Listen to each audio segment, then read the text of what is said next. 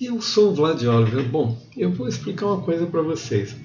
Eu acho que a Watt seria um dos melhores canais de computação gráfica do planeta se, ao invés de ser a primeira vez que eu fizesse um trabalho, fosse a segunda, ok?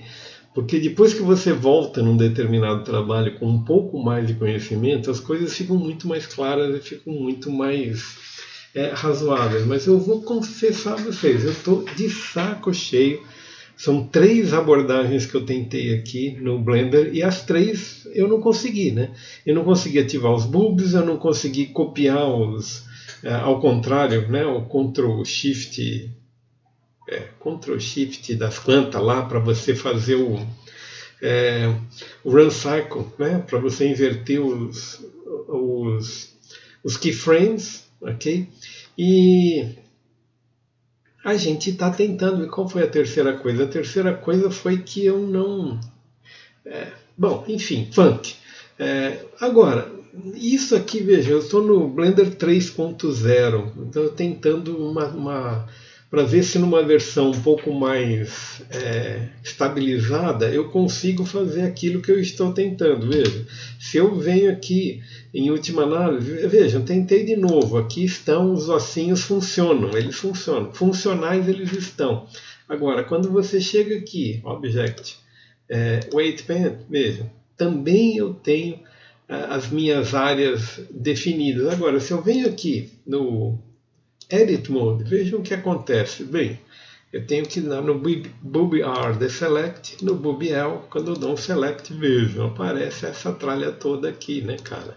Se você vem aqui com Ctrl, deixa eu ver, Ctrl eu apago, ok? Lindo. Vou dar um Assign novamente.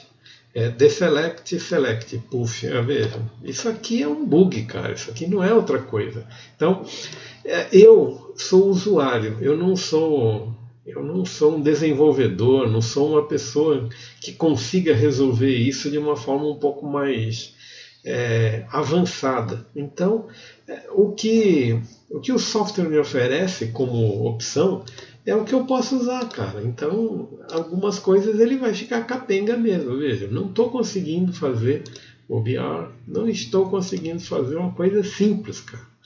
Tecnicamente simples, deixa eu ver. Aqui, aplico o peito aqui, weight, smooth, e não vai, né, cara? Não vai.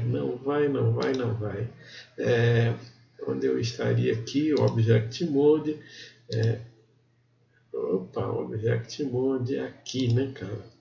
Object Pose Mode, aqui você tem o objeto andando aqui, e lá vai G, vejam só. Infelizmente não temos essa possibilidade. Bom, a outra coisa que me incomodou profundamente, mas profundamente, é o seguinte, eu mesmo, confesso a vocês, é aquilo que eu estava falando, depois que você vem a segunda vez, eu comecei a me perguntar, Cáspita, por que diabos, eu estou no Run Cycle aqui, por que diabos eu fiz um cycle começando do 40 ao 60, né? Depois eu comecei a me tocar que esta cena aqui, a Valorant 11, se eu não me engano, ela tem um começo, ela tem um início aqui. Eu já estava me preparando para fazer um cycle específico desse começo, ou seja, eu levaria, enfim, eu não ia aproveitar o cycle para outra coisa que não para esta cena. Agora, tá tudo errado para falar a verdade, né? Então, o que eu tive que fazer? Eu tive que ir, bem, uma das coisas que eu defini, vou ficar no 3.0 por enquanto, né? Para ver se eu consigo me estabilizar nessas merdas aqui que não tá dando, né? A primeira coisa. A segunda vamos sair daqui, também estou tendo uma dificuldade adicional, que é para chamar os softwares. Os softwares não estão trabalhando mais integrados aqui por problema de memória, cara. E eu estou muito ressabiado que isso aconteceu desde que eu liguei essa máquina na internet. Essa máquina tinha uma performance absurda antes de entrar na internet. Entrou na internet, ferrou, cara. Então, isso aqui me deixa bastante injuriado. Essas são as coisas que enfim, né? Então o que acontece aqui? Eu peguei de novo, eu quis fazer novamente os run cycles, né? Ou os reference para os cycles, para tentar entender o que eu estou fazendo de errado, cara. Então a primeira coisa aqui, vamos dar uma parada aqui para esperar essa merda chegar. Bem, eu não entendendo onde estavam as coisas aqui, eu resolvi, veja, aqui está o cycle da nossa amiguinha. Veja, não é bem exatamente um cycle, né? Porque ela não para nos 20 frames. Isso aqui é uma confusão, cara, sinceramente. Cada um tem uma. Veja, a referência do Pierrick é uma referência que tem front e tal, não sei o que, não sei o que. Ela é uma referência que tem 16 frames, sendo que ele está trabalhando em 24. E isso aqui me deixa um outro ódio monumental. Vejam, aqui é do Dilangu. Essa do Dilangu tem 20 frames. Ele se propôs a fazer com 20 e fez com 20. É uma das coisas que essa gente deslumbrada por cinema vai direto para os 24 quadros cada vez, 24 quadros por segundo, ok? Então, os 24 quadros, na verdade, representam um segundo. Era muito melhor você fazer isso só na saída, cara. Faz normal, faz na tua velocidade normal, para você não ter essa encrenca, porque eu estou fazendo essa transposição durante o processo. Na verdade, isso aqui deveria ter 24 quadros, e só tem 20. Por quê? Porque está trabalhando em 24, ok? Então é o erro do erro. Não sei se vocês entendem disso aqui. Se você tiver 30 frames, 24 quadros em 30 frames, ficam faltando 6 frames, né? Ou ficam faltando você aumentar aumentar a velocidade aqui, vejam, isso aqui, 100%, o stretch, aumentar isso aqui para cobrir os 24 quadros, ok? Em geral é 25%, né? Ou 20%, sei lá, foda-se. Enfim, você precisa aumentar isso aqui para atingir os 30 frames com os quais os softwares estão trabalhando por default. Aí você diz, não, você está errado, é só botar 24 quadros que funciona. Não funciona se você está trabalhando com metade em 24 quadros e metade em 30, cara. Porra! Tudo vai ficar ou muito rápido ou muito lento, alguma merda vai acontecer. Então, o ideal seria você determinar a saída só no teu formato final, cara. Bom, enfim, eu não vou ficar aqui discutindo com o vento, né, cara? Então eu peguei e fiz isso aqui de novo. Também não sabia uma outra coisa. Logo depois de procurar, que eu descobri que a Valorant Cena 11, eu achei que eu não tinha. Só aqui que eu fui descobrir que eu já tinha o meu run cycle definido aqui. Bom, entre mortos e feridos estão todos salvos. Eu vou colocar isso aqui, peraí, file, só para a gente tentar import file. Deixa eu ver uma coisa aqui. Raise Cycle é o que eu já trabalhei. Esse aqui, import, eu tenho 65 frames. É isto que está me dando uma certa... Veja, aqui ela antes ela começa o cycle numa outra condição. E depois que ela passa por este objeto aqui, por este negócio aqui que é o, vamos dizer, ele troca esse cenário por esse aqui, né?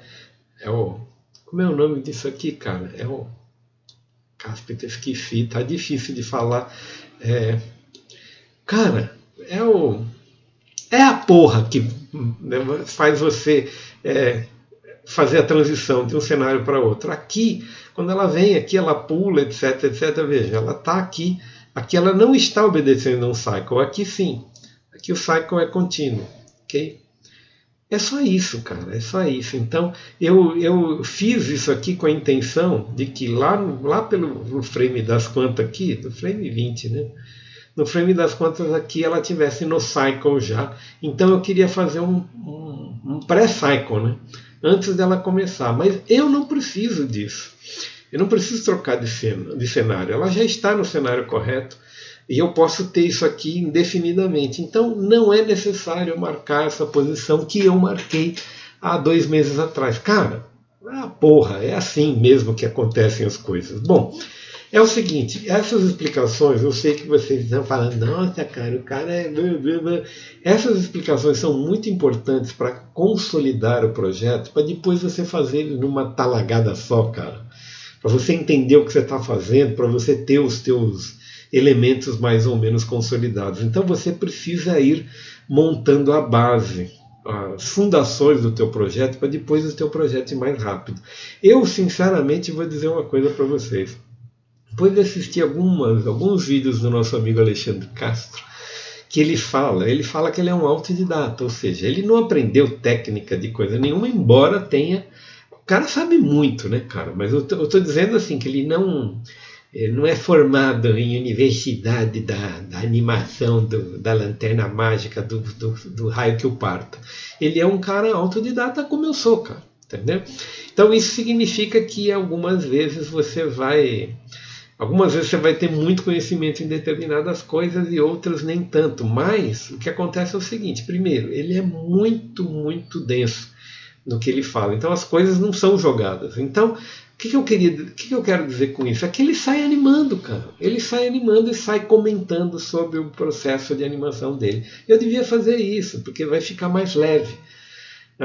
Eu vou tentar fazer isto, ok? E isso significa o seguinte: em vez de seguir um por um, falar, eu posso parar o Run Cycle agora e começar a cena 2, a cena 3, sei lá, eu vou dar uma olhada no projeto, ok? Estou em 11:13 aqui, vou dar uma olhada no projeto e vou ver se a gente pode começar as coisas, cara, porque uma das possibilidades é a seguinte: você enfia uma reference hoje em dia você quer fazer o seu boneco fazer um discurso, cara, você grava o discurso que você quer no seu iPhone, ok? E você grava com imagem, com tudo, né?